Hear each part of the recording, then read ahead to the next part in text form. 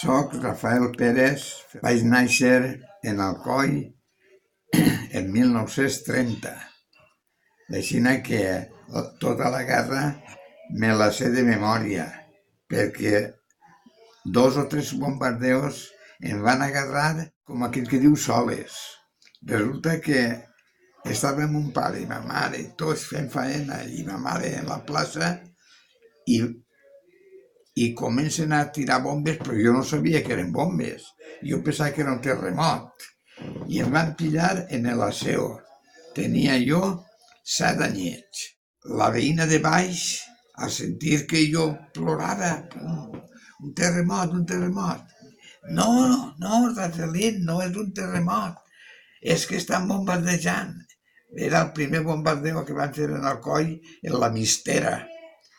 I van haver morts allí i tot, perquè quan no va tocar la sirena ni va tocar res, mos van pillar a tots desprevinguts. Entonces la veïna esta em va agarrar, jo sense calzoncillos i sense res, em va agarrar al braç i al refugio de la Beniata. Vam entrar allí i que han fet un bombardeo, i res, quan vam eixir d'allí, jo plorant, que no veia ma mare, que no veia mon pare, no veia meus germans, estaven en l'escola, els meus germans. Ma mare estava en la plaça i al vindre venia corrent a veure si m'havia passat alguna cosa a mi. I la senyora Teresa, que és la dona que em va dur a mi al refugio, pues va dir, no es preocupe, senyor Asunción, que el xiquet el tinc jo i no passa res. I com va sense pantalons i sense calzoncilles ni res? Jo dic, és que estava cagant. Arriba un altre dia, estàvem el meu germà i jo tallant-se el monyó en el carrer Sant Llorenç.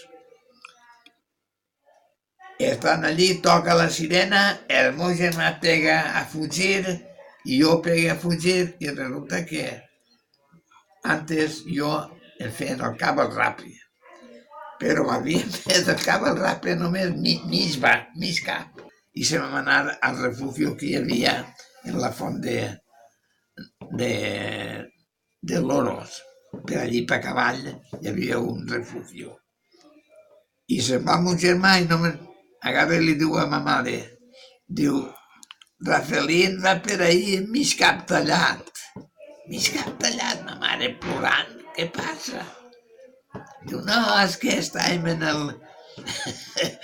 el barber, estàvem tallant-nos el monyo i li ha tallat només mig cap.